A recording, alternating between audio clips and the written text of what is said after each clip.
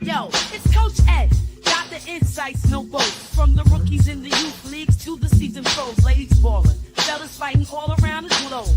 Breaking it down dynamic. You know, tune in, listen up. Don't wanna miss the flow. It's Coach Ed Reed and Attack the Sports Show. From the courts to the field, he's got the stats. Dropping out is where the real fans at. So stand up, get ready for the play. Wave your arms in the air, let's hear you say. Coach Ed, our mentor on the mic. Breaking down the game, every highlight. Analyzing plays, court the turf the like. Youth leagues, college dreams, pro spotlight. Tackling the flats, defense or attack. He's got the vision, shows you where it's at. We grab the scoop, no stone left unturned. In Coach Ed's realm, the knowledge earned.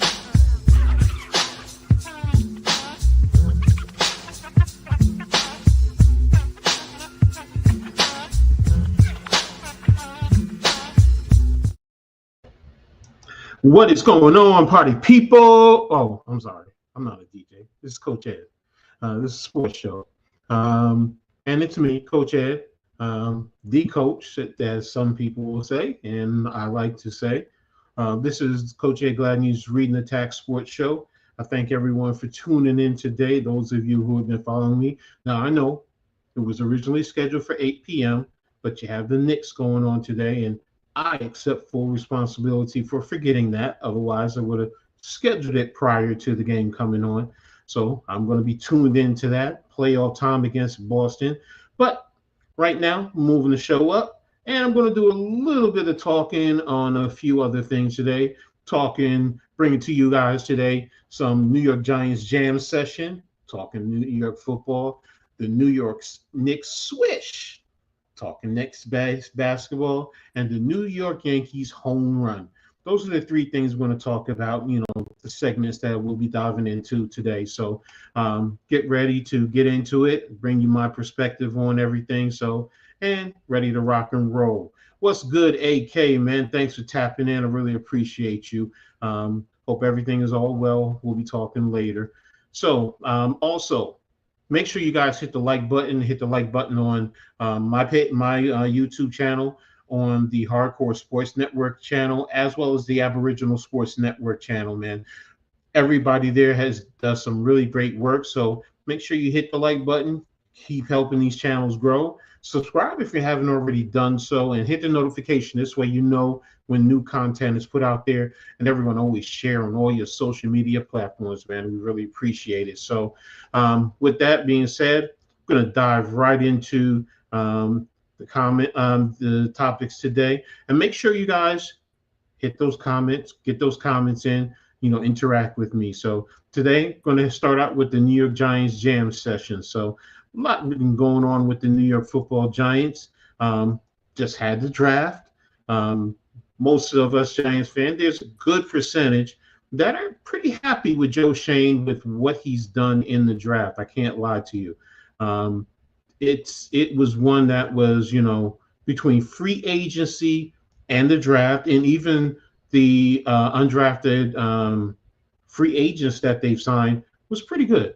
Now, in terms of the overall draft, Abdul Carter at number 3, Jackson Dart at number 25. Those are the first-round draft picks. Dart, the Giants traded back up into the first round, giving up their second round, number 34, third rounder, second third rounder at 99, and a third rounder in 2026 to move up to get Jackson Dart.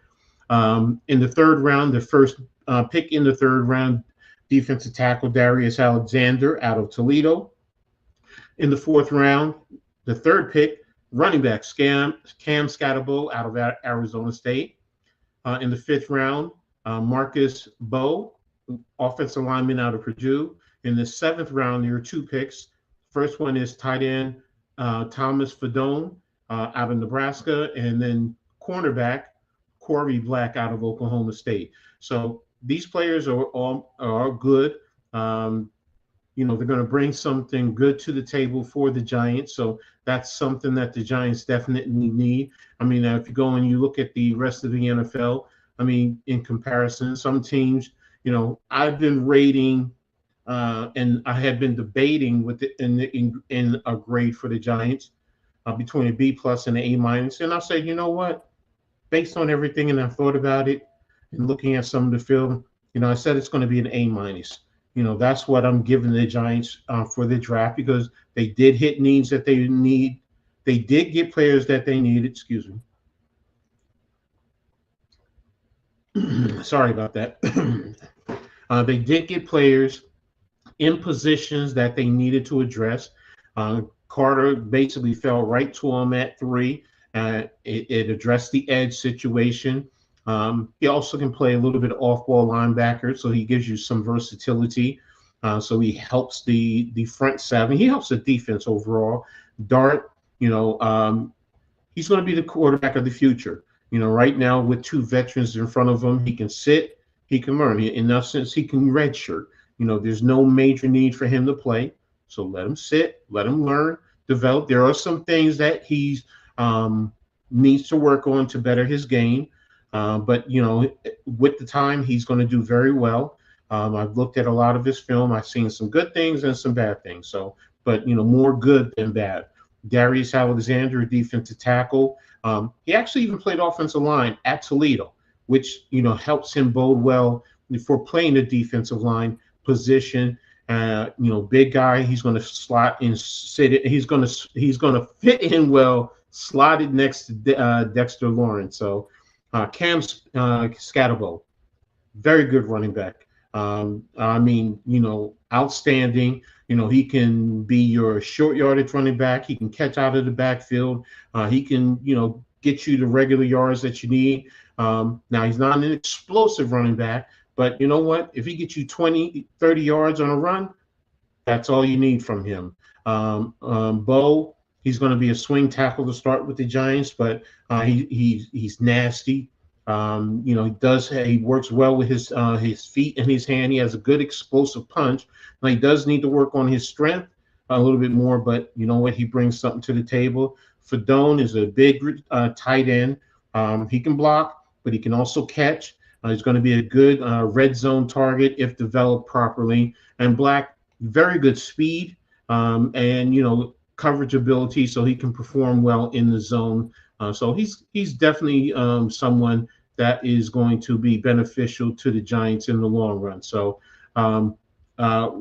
right there, that speaks volumes to the players that the Giants have brought in to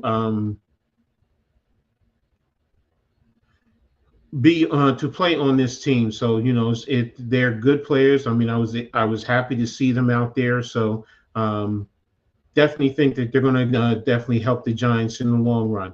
Now, in terms of the undrafted free agents, some of the signings that they have: Bo Collins, a wide receiver out of Notre Dame; Dylan Cambry, wide receiver out of Louisiana; Makari Page, safety out of Michigan; Daquan Felton, wide receiver out of Virginia Tech; Jordan Bly, wide receiver, Gardner Webb; Jermaine Terry, tight end out of Oregon State; Antoine Juice Wells, wide receiver out of Ole Miss. A matter of fact, he played with Jackson Dart at Ole Miss, so there's a level of familiarity there. Jason Williams, offensive lineman, Youngstown State; Donald Fortune, cornerback out of South Carolina, along with some rookie camp tryouts. So the Giants have done well between free agency and the draft in helping change the dynamics of this offense. And when I say change, I'm talking about improving. Now, I'm not saying they're going to be competing for a Super Bowl this year, but if things go well and they're coached up right, these players are definitely going to help the New York Football Giants, and that's what is needed, especially when you're playing in the NFC East.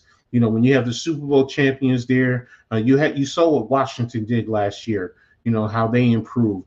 We need that from the New York Football Giants to make it a competitive division. Even a team that I can't stand, the Dallas Cowboys. This will make everyone better across the board. In terms of competition, as well as making the division one of the top divisions in the NFL. So it's definitely good draft for the Giants. That they did. Very good free agency with a lot of the players. So right now, to me, the next phase is going to be on Brian Dable and the coaching staff. Dable is going to need to, hey, look, it's been said that he's a quarterback whisperer. They spoke, and people are talking about what he's done with Josh Allen up in Buffalo. Well, you know what? The expectation is you need to do that here. Because if not, he could be walked out the door. So, we're not looking for a situation where it's another 3-14 season. What's up, David? Thanks for tapping in, man. I really appreciate you, man. But again, at 3-14, Dable's gone, and Shane will be gone. So right now, I'm expecting the Giants to definitely at least double the wins that they got last year. So if they got 3, I'm at least at minimum expecting 6 wins. So again, that said minimum. So, that's exactly what I'm looking for from the New York Football Giants as they go through this process in terms of developing these players. So, and it's something that I look forward to seeing. So, I'm going to speak more about that as we go along. I'm also going to be going into the player breakdowns.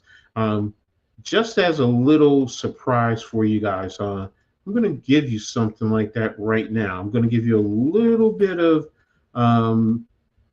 video breakdown, a play on each of the first round draft picks. The first one I'm going to start with is with Abdul Carter, and it's against Notre Dame.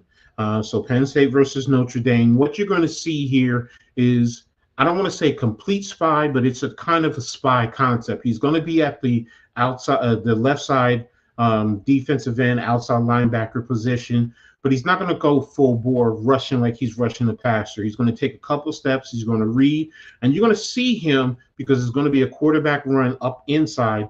You're going to see what he does, how he adjusts, change of direction, and closes in and make it a small yardage gain for Notre Dame on this play. So I'm going to bring this up, and here we go. Let's see. We're going to restart that. So there you go. You see at there at number 11 at the left side rush in, goes up, stops, readjusts, moves back inside, makes a tackle for a minimal gain.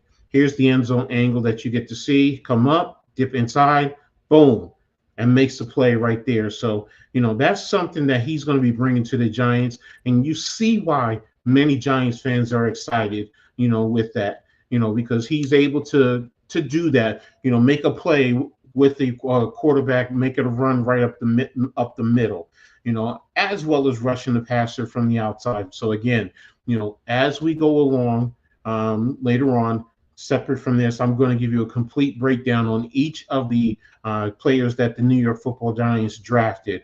And I'm going to go into some good plays and some bad plays. Right there, you saw a pretty good play that he did right there. Next one we're going to take a look at, of course, is Jackson Dart, the quarterback. Now, in this play, what you're going to see is Jackson Dart drops back, sits in the pocket very well, puts the pass right down the middle of the field. Now, the receiver did drop the pass, but the point I'm making here is he put the ball where it needs to play. You take each player and you look at what they did.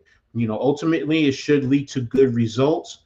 But if a receiver drops the ball, but the quarterback put the ball right there, that's not on the quarterback, that's on the wide receiver. Now, one of the things that I'm going to talk about after the play is I'm going to show you something that, he could have helped his receiver a little bit, but still a good play. So here we go. Let me rewind it a little bit. Receiver's in motion, fakes, drops back, sits right in the pocket, steps up, throws right over the middle. Receiver drops the ball. So here's the end zone angle. You'll see he's throwing it right down the middle, right over the referee, right there in the middle. And the receiver hits his hands and he drops the football. So that shows me right there that Jackson Dart, very good at putting the ball right where it needs to be, getting the ball downfield, good spiral on it. Now, let me bring that play back up for you guys, because there's one thing I wanted to talk about in terms of that play. Let's go. Now, one thing I wanted to talk about, because if you look at the safety right there. Both safeties are at the 40 in comparison, bracketing that wide receiver. All right, but they're about 6.5 yards in depth. All right, so they're not right on top of the wide receiver. Now, what Jackson Dart could have done is thrown it when we go and look at the end zone angle. Let me bring that angle up so you can see exactly what I'm talking about. Where's the end zone angle? Excuse me. Let's get to the end zone angle. Okay, now you see where the referee is right there. The referee is right in the middle of the field. And then 10 yards right behind, 11 yards right behind that referee, there's an X right in the middle of the field. Okay. If you take that landmark, because that's pretty much where he's throwing the ball, right down the middle of the field to the X. But now, if he adjusts that and puts it between the left goal post that you see right there on the film, on the camera, and the referee, if he puts it in between there, that's not where the safety, even though the safety comes into view, it's not where the safety is going to be able to make a play on the football, but he's going to position the safety that he's going to be out of position. He's going to allow his receiver to at least be able to make a run, make a play on the football, and catch the football, and even turn the play upfield and get yards after the catch. So, when we sit back and we take a look, let's let the film go. Why is it not going? Going to draw it back. Let me just start again. Okay, so again, you're going to see he's going to throw it right down the middle. But again, let me move it back just a little bit.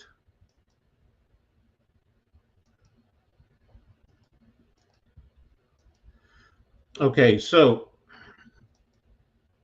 as we see that the receiver is now turning into the middle of the field, he's in the middle of the field, the ball is gone.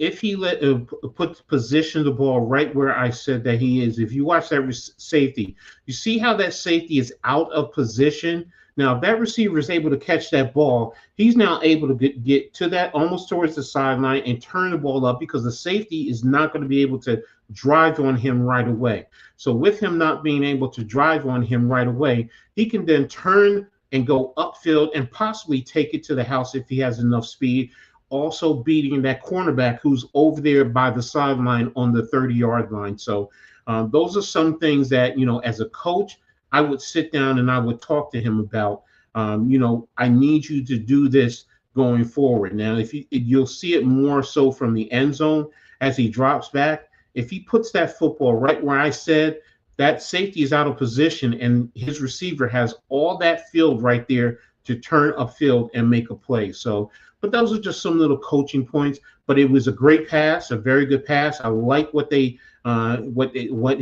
did there. That showed me some things that, even though I don't trust the Lane Kiffin system, quarterbacks coming out of his system, if you coach him up, he has the tools to be a very good wide receiver. Let me get back into the chat. What's up, Dave? Let me see. I think they get about 6 to 9 wins. Yeah, so that's some of the things that I'm looking for. Because that shows improvement in reference to what they're trying to do. What's up, Jacob? Thanks for tapping in. My brother Blaze. What's up, Coach? That's right. The sexiest fat man on YouTube. So thanks for tapping in, man. Make sure you guys hit the like button on my channel, the Hardcore Sports Network, and the Aboriginal Sports Network. But again, my breakdown there, in terms of what those players are, what Jackson Dart needs to do, those little things right there go a long way in terms of helping him be a better quarterback and allowing his players to be playmakers, and they help this team a lot more. So, but again, like I said, he was in the pocket, he stood tall, he stepped up, he threw a good football.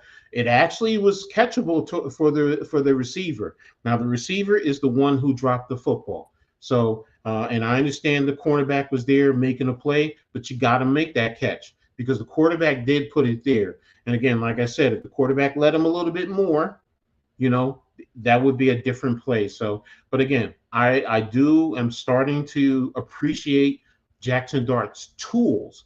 Same thing with Abdul Carter. I mean, I've been following the Big Ten.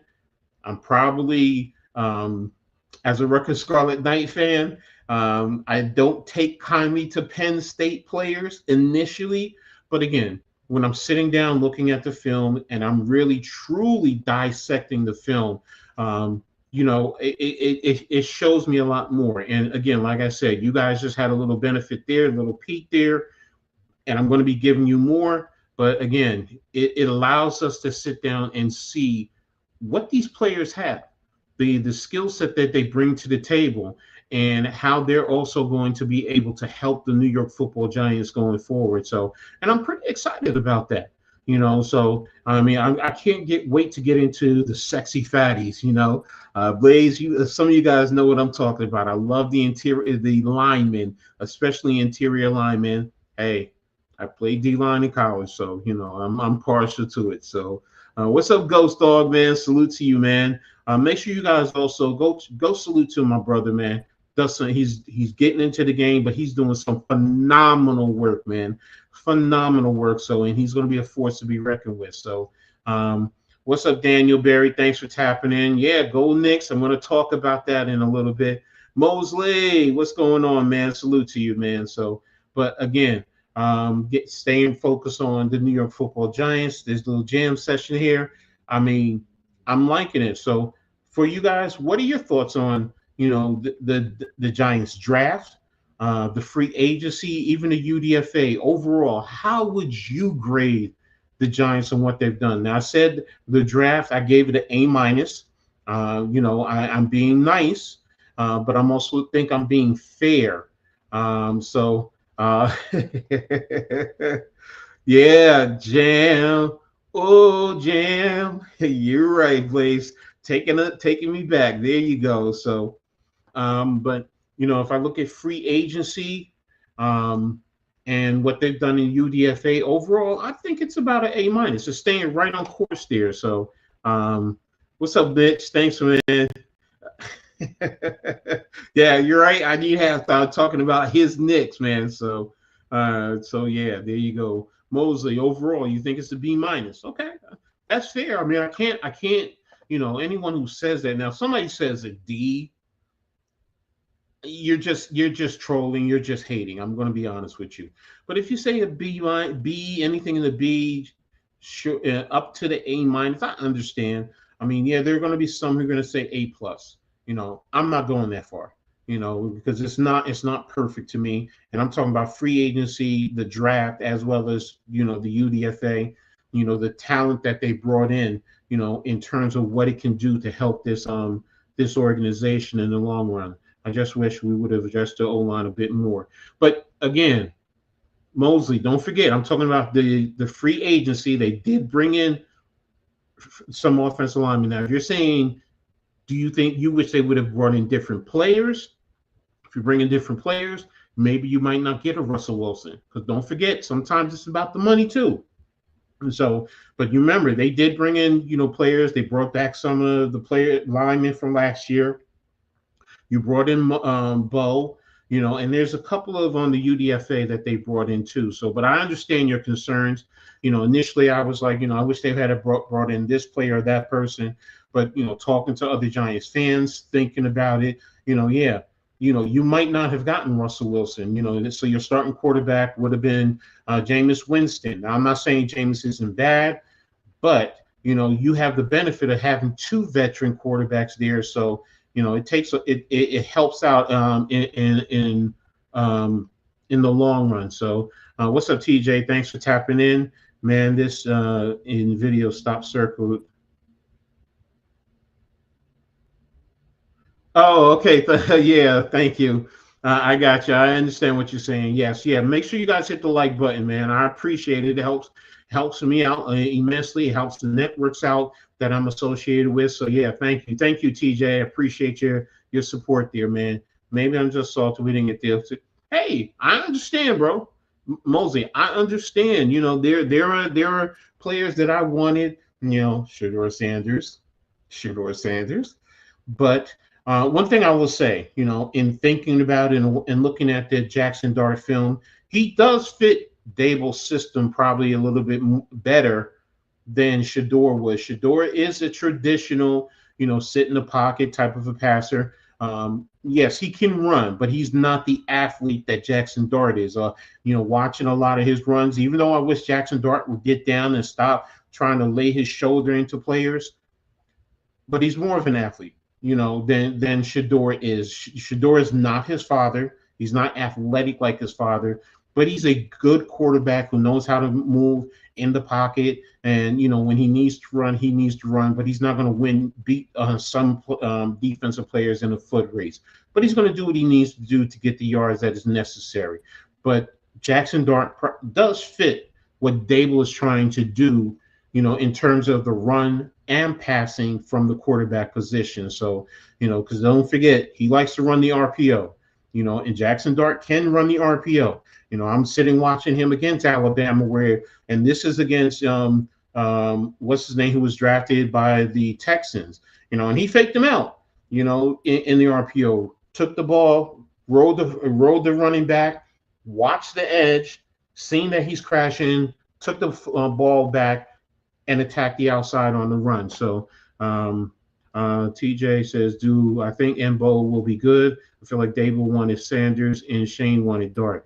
Switch that in that second part, switch it. Dable wanted Dart, Shane wanted Sanders. That's a lot of notable reporters, content creators, and even people that I know personally who have good insight into the organization. They all said the same thing. Shane wanted Sanders, but Dable wanted Dart, especially after the interview situation. So, hey, right now, let Dable get his quarterback, and you need to do what you need to do with your quarterback because your job is dependent on it. So, hey, there you go. Can't make any complaints. So, and like I said, Dart fits his system a lot better than Sanders does. Now, as far as your first question, yes, I think with the proper development and tutelage, yes, Mbo will be good. He will be a good offensive lineman. He's very versatile. They're going to start him out as the swing tackles because you need that there.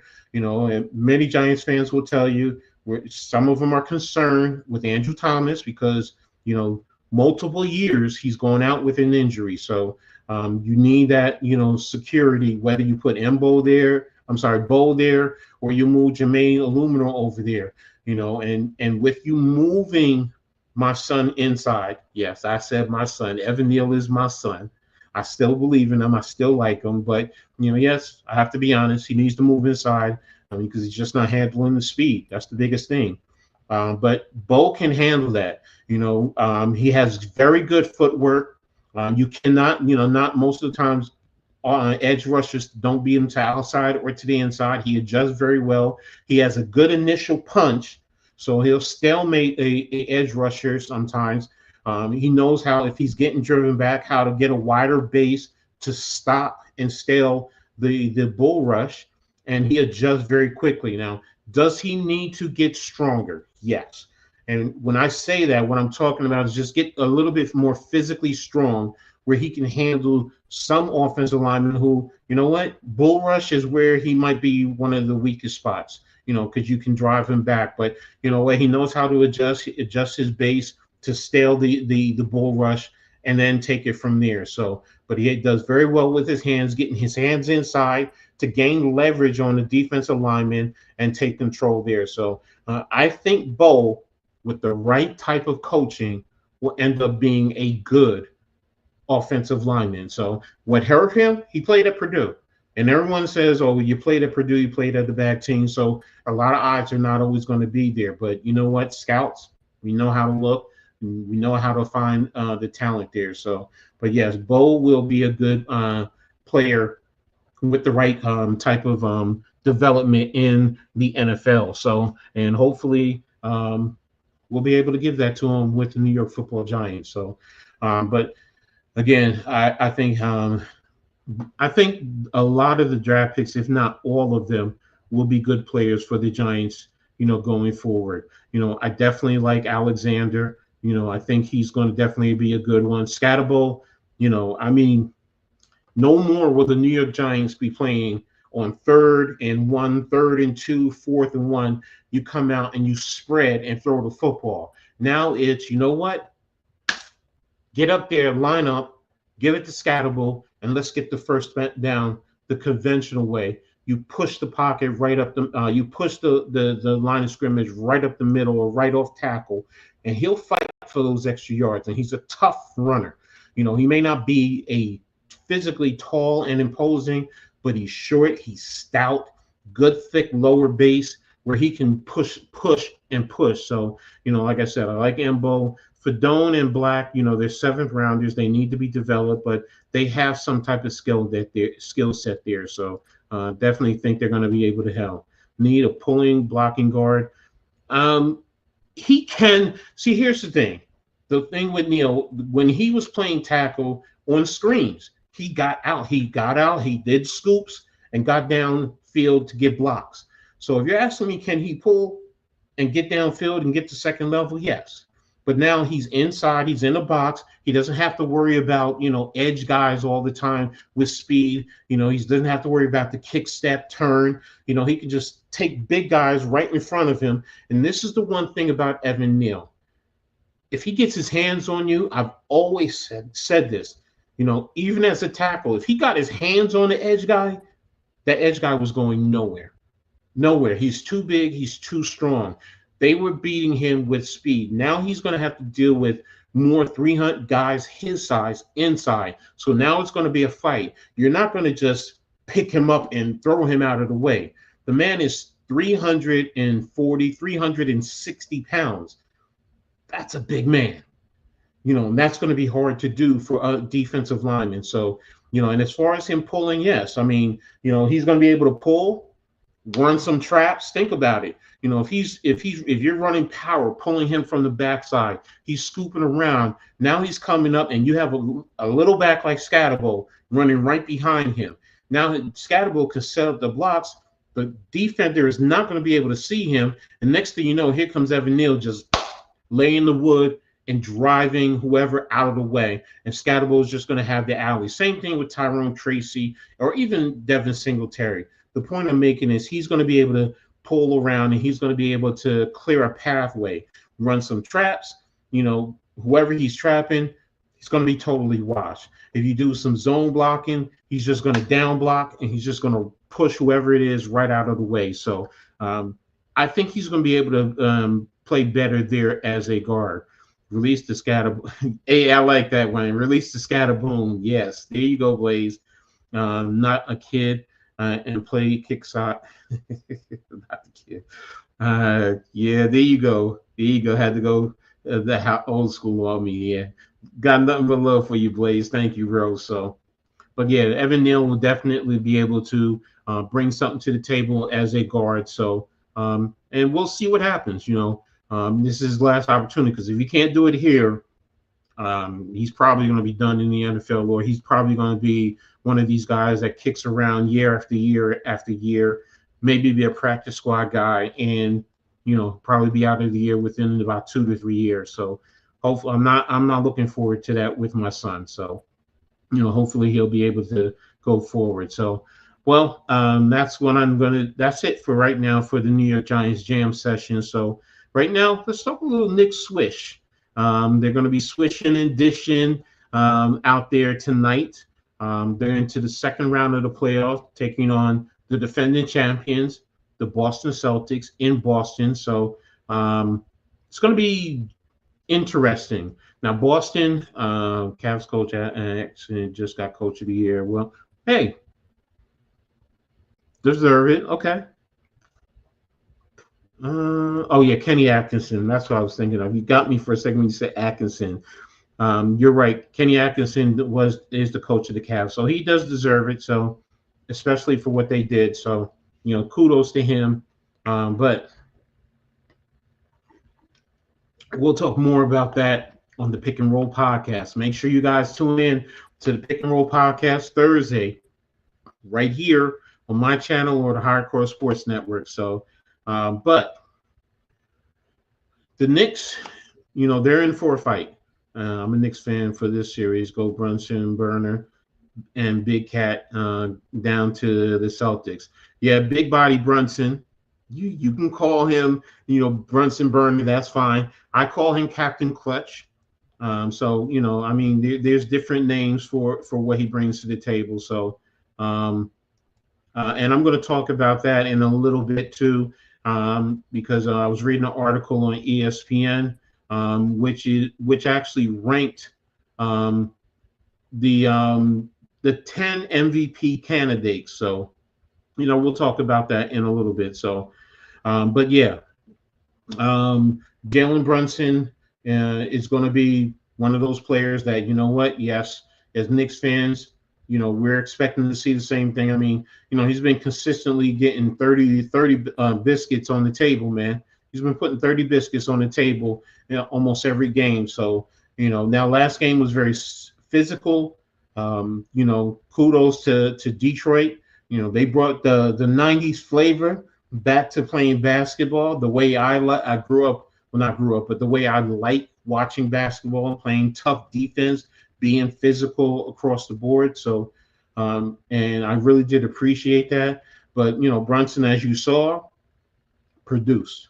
He produced time and time again. So, especially closing out Detroit in Game 6, man. So, yeah, I was concerned.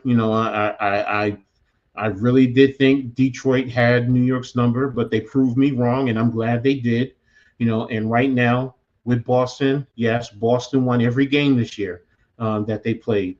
So New York's definitely going to have to step up. But more than Brunson, you're going to need Cat to step up. Like Blaze just said, Big Cat. You need the Big Cat coming in. He needs to average about 23 to 25 points per game and get double digits in rebound. He needs to be a presence. You cannot have him scoring 10 points in a game. You can't, especially as the number 2 option. Mikal Bridges, I mean, he came out in Game 6 against Detroit. Now I'm expecting that. Anunoby has been consistent. I do want him to score a little bit more in the 20 range, but giving me 19 points, playing good, sound defense, he's doing his job. So New York, for the most part, you're going to need your starters. And Tibbs, you're going to have to get something out of your bench, man. Even if you got to, Precious Achiuwa, bring him in to give a little something. Just always playing Miles McBride, Cam Payne, and Mitchell Robinson. It's not doing enough, man. Achiuwa can give you something. He has the experience. And you're right, Blaze. The Celtics have a deep bench, and just like I said, those guys off the bench, I need Deuce McBride to definitely step up. Cam Payne is up and down, but Deuce all season has been consistent, for the most part. He can give you double digits and he can be a flamethrower. So he's the one off the bench more than anything. And then Mitchell Robinson, I need Mitchell Robinson to be the rim protector and dominate on the offensive rebound. Don't let Boston get the rebounds, kick it out, and get out to running. Get the offensive rebounds, get our offense reset, or if you can, take it right back up and jam it in the hole, man. That's what he needs to do, man. He what's up, Dave? Blaze brother. Yeah, your Blaze brother. But yeah, that's what the Knicks need from Mitchell Robinson. Now, if Boston was watching Detroit, I do think they're going to do a little bit of the same thing, and they're going to do a little bit of the hack of Mitchell. So Mitchell has to hit his free throws. He has to do something. He needs to be practicing to hit those free throws. Because if teams start doing that and he's not hitting his free throws, that puts him on the bench. You're now telling Tibbs to just keep me on the bench, which is another reason why I said you need to have Precious Achiuwa in there getting some minutes. You definitely do. So, and hopefully, we can have this as a team collective for a change, as opposed to just always relying on your starters. Coach, I'm going for the Knicks to win in 7. Look, I have my concerns. Halftime will tell you I'm not overly confident in the Knicks. I've even said I think it's going to be a gentleman's sweep. I want to be proven wrong. I want to have egg all over my face, and it's just dripping down my body because I was wrong. And I will be happy to take that. Welcome, Daniel Berry Sports Highlights. There you go. Don't forget to hit the like button. Exactly. Thank you, man. I really appreciate it, man. Yeah, I do have to keep it real, man. I have to be honest. I'm a coach also.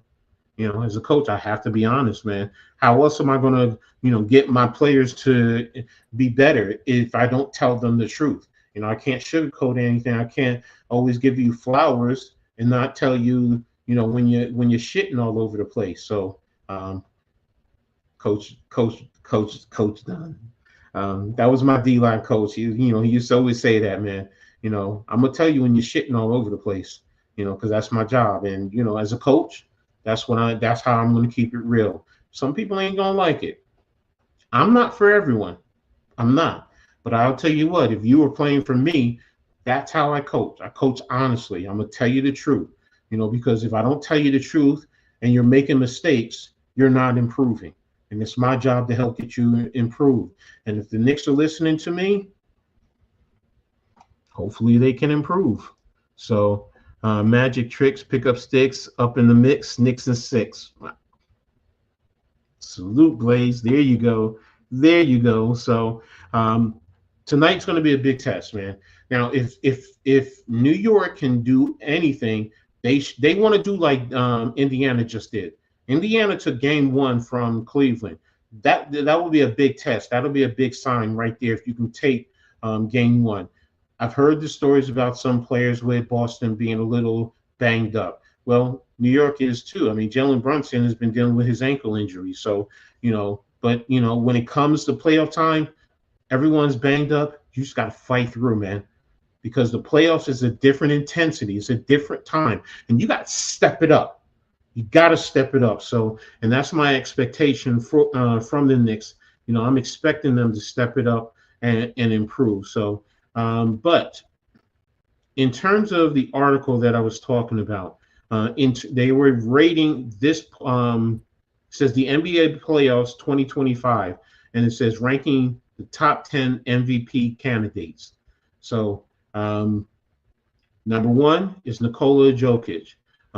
In 7 games, he's averaging 24 points a game, 11.6 rebounds, 10.1 assists, and he's shooting 45.2% from three-pointers. So that's why they have him at number 1. And you know what? It's understandable. I do understand why they have him at number 1. Those are some impressive numbers right there when you sit down and you think about it in 7 games. He's averaging a triple-double. So the man is very hard to defend, when he's doing that. Number 2 was the Greek Freak, Giannis Antetokounmpo. In 5 games, he averaged 33 points, 15.4 rebounds, 6.6 assists, 6.6 assists on 60.6 field goal percentage. You can say, well, a lot of it is at the rim. Well, he's also taking it and driving down the lane to get those points. And that's what he needs to do. But you know what? That's impressive. Now, he could have easily been number 1, but Milwaukee lost in 5 games. So I kind of understand that. But, for him to be at number 2, yeah, I'll take that. I'll agree with that. And those are some impressive numbers. Number 3, Jason Tatum, 4 games, 31.3 points per game, 11.3 rebounds, 5.3 assists, 1.5 steals. And he's doing it with a little injury. Because remember, he's been his right wrist has been injured. So, and Orlando did. Hey, they did what they needed to do to attack him. When someone is injured, as athletes, that's what we do. When we know that you're injured, we're gonna keep poking at your injury. Because hey, you're gonna be sore, and are you gonna mentally fight through it, or are you gonna succumb to it? Number 4 is Captain Clutch, Big Body Brunson. There you go, Blaze. In 6 games, 31.5 points per game, 8.2 assists, 4 rebounds. It says Brunson playing through ankle issues that forced him to briefly exit games 1, 2, 4, and 5. So literally, out of 6 games, 2 of them he played to complete. He didn't have to leave temporarily because of injuries.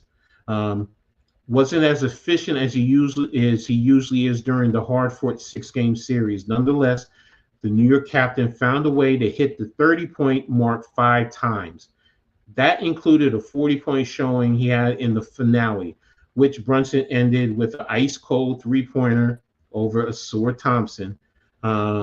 His series ender and his playoff best 11 points per game in the 4 quarters during the first round further validated his candidacy for the NBA's Clutch Player of the Year. So, he's rated at number 4.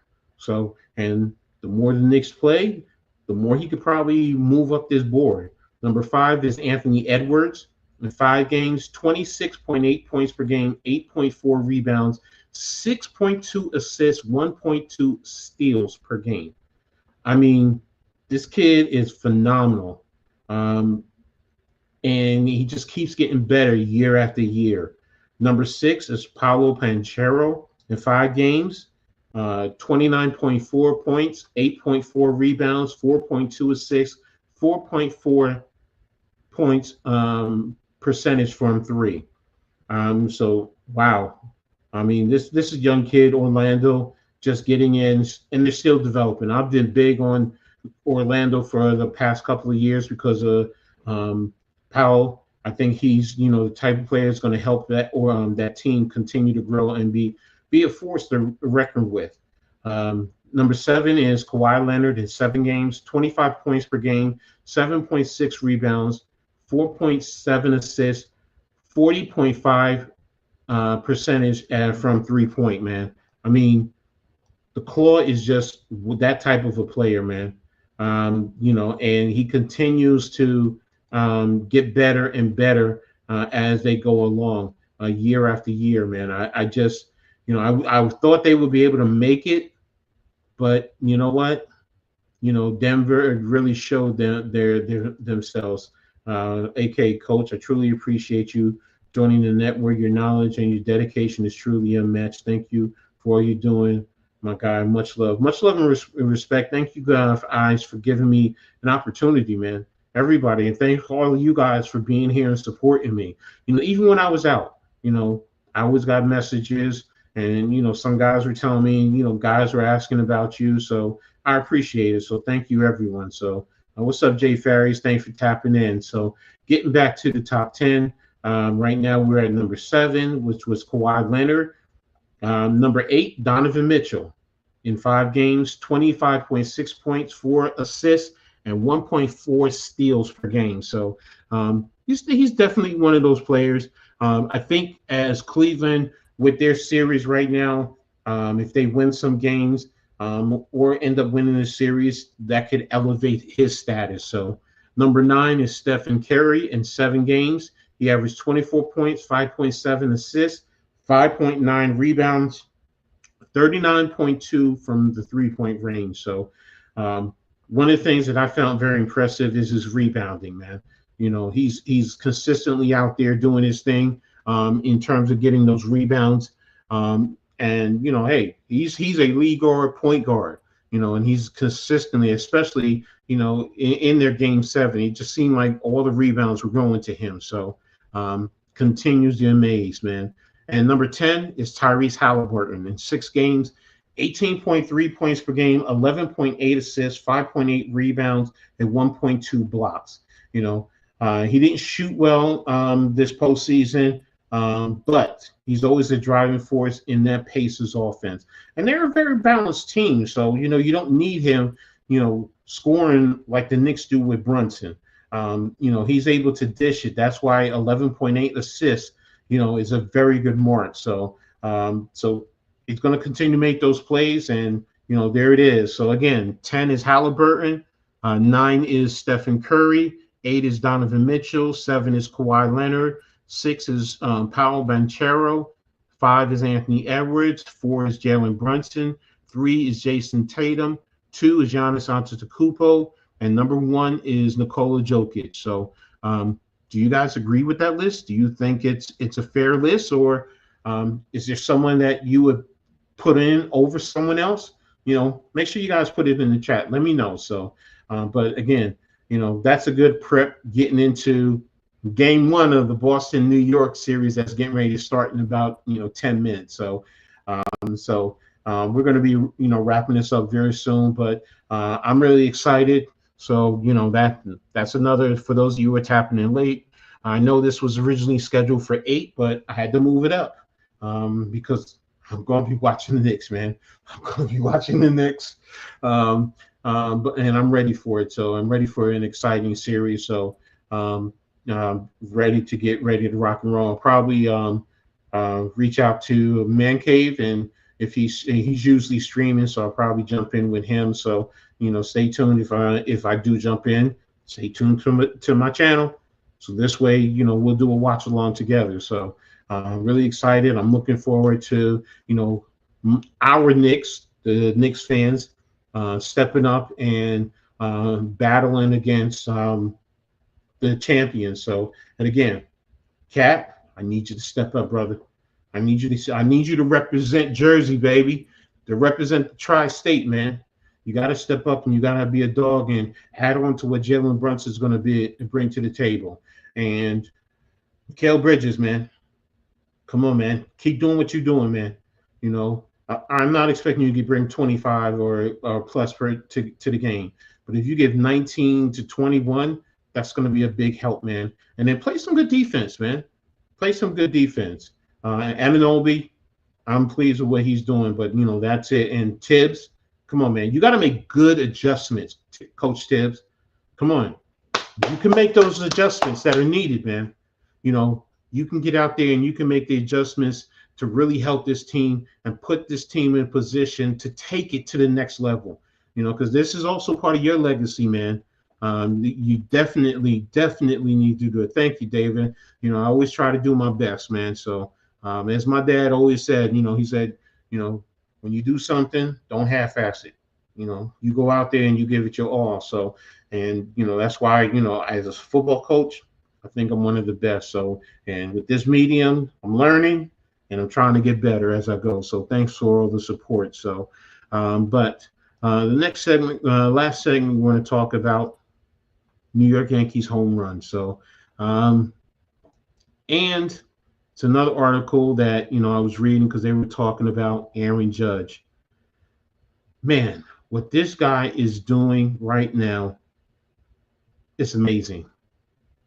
In the article, that I was reading, so he makes everything look easy. And I have to admit it, he does. He does. Says even with yesterday where he went 1 for 5 with a double, he's hitting his hitting. Judge is hitting an astounding 423, 510, 777 across the line, and that is impressive, man. His 8th inning double yesterday extended his streak to 14 games. He has a 474 with 10 extra base hits in those 14 hit games, man. Again, in 14 games, he's hitting 474 with 10 extra base hits. His on-base streak is at 30 games. He's leading the majors in batting average, on-base percentage, slugging percentage, OPS, and hits, and he's tied with Teoscar Hernandez for the lead in RBIs. He also leads in WAR along with adjusted metrics, OPS plus, and weighted runs created. And I'm sitting here, I'm like, wow. He's the reason why the Yankees are where they are right now, man. To be honest with you, he really is. Because if it wasn't for Aaron Judge, the Yankees would be a lot worse. I'm sorry, they would. And he's one of those players that I understand why the young kids want to go see him play. Like he goes out there and he continues to elevate his game, and that's the sign of greatness. You could be content right where you are because you know you're good. You know you're good. You know you're great, but you're always saying there's always something more that I can do. Think about Michael Jordan. If you ever saw Michael Jordan play, he's always doing something to get better. I remember when he first came into the league, oh, he can't hit jump shots. All he wants to do is just take it to down the lane and dunk it. He can't do anything else. And when people tested him, he said, I'm going to prove you wrong. Man who had a fever during a championship game and still went out there and produced at a high level. This is Aaron Judge. This is what Aaron Judge is doing. He continues to raise his game. He's right now joining the company, as this article is saying, he's joining the company of all-time greats of the sport, such as Babe Ruth, Josh Gibson, Ted Williams, Mickey Mantle, and Barry Bonds. Again, those are names. I'll say it again. Babe Ruth, Hall of Famer. Josh Gibson, Hall of Famer. Ted Williams, Hall of Famer. Mickey Mantle, Hall of Famer. People are going to argue about Barry Bonds, but Barry Bonds should be in the Hall of Fame. And Aaron Judge is on that, is ascending to be along with them. And what Paul O'Neill, who's also one of the great hitters in the game, he said, we're watching one of the best ever to play the game. The best ever. That's some strong words right there, man. It really is, man. He's also here are some of the highest batting averages through 34 games since division play began in 1969. All right, so that's almost as old as me. Since 1969, first was Paul O'Neill in 1994, then Rod Carew in 1983, Luis Arias in 2023, Barry Bonds in 1993, and Aaron Judge. Again, it's only 4 other people above him. We're watching greatness when you really sit down and you think about, what Aaron Judge brings to the table, man. And it's exciting. It's really exciting, man, when you sit down and you think about what he brings to the table. You should want to sit down and watch him. If you're a baseball fan, just sit and watch him play the game when he comes up to the bat. Yeah, people want to argue about, oh, he strikes out. Well, players are supposed to strike out. I don't know a player that doesn't strike out, but he might strike out too much. Yeah, but when he's hitting 60 home runs, 50 home runs, are you complaining about it? No. And now he's giving you stat lines like this. Utterly amazing, man.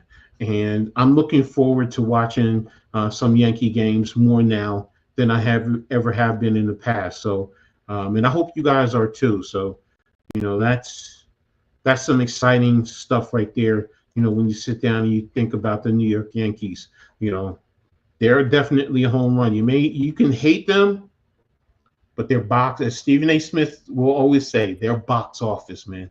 And they are. They may not be where, as a Yankee fan, where you want them to be. You expect them to be much higher. And the last thing I'm going to do to close it out, CBS Sports did their power rankings. And I'm just going to go over this real quick before we get out of here. You had the Dodgers, who were up 2 points at number 1. The Padres, who were up 5 points at number 2. 5 spots. I said points. I'm sorry, spots. The Chicago Cubs are down 1 spot at number 3. The Mets are down 3 spots at number 4. The Tigers are even at 5. They've been at 5. The Mariners are up 2 spots at 6. The San Francisco Giants are down 3 spots to number 7. The New York Yankees are down 2 spots at number 8. The Philadelphia Phillies are up 3 spots at 9. And the Cleveland Guardians are up 4 spots at number 10. So that's your CBS Sports top 10 power ranking. Dodgers 1, Padres 2, Cubs 3, Mets 4, Tigers 5, Mariners 6, Giants 7th, Yankees 8th, Phillies 9th, Guardians 10th. If you're a baseball fan, do you agree with that? You know, do you think someone else should be in the top 10? Do you think someone should be out? You know, make sure you hit me in the comment section. Even if after the show is over with, you know, make sure you let me know what you think. So, well, ladies and gentlemen, that's going to be it. That's going to be my time. Ready to move on and get ready to watch the Knicks. So I thank you all for being here. I appreciate everyone being in the chat. David Potham, Jay Ferries, AK, my brother, Blaze, thank you for tapping in. Did I miss anyone? TJ, thanks for tapping in. Mosley, brother, always thank you for the love and support. Mitch, as always, man, I wouldn't have been able to do this without you. Daniel Berry Sports, thank you for that. Ghost Dog, thanks for being here. Jacob, thanks a lot, man. I really appreciate you. So, and everyone else who is watching in the back, you know, I really appreciate you all. Make sure you guys subscribe to my channel, the Aboriginal Sports Network, the Hardcore Sports Network, and all the great content creators there, man. Whatever it is, wrestling, football, basketball, baseball, hockey, you name it, we got it covered. Boxing, UFC, you know, we're these networks are growing and we're adding on to it, you know. So, and make sure you follow me for more of my sports journalism on the Aboriginal Sports Network. I'm going to be writing some more articles as we go along, covering a lot more, even through the high school ranks. You know, have some articles I'm going to be writing on some of the kids, their future superstars, hopefully. So, but again, I thank everyone for tuning in. I really appreciate you all. You all be safe. Have a great night. Make sure you get ready to go out there and enjoy the basketball games. All right. Talk to you later. See you next week. Peace.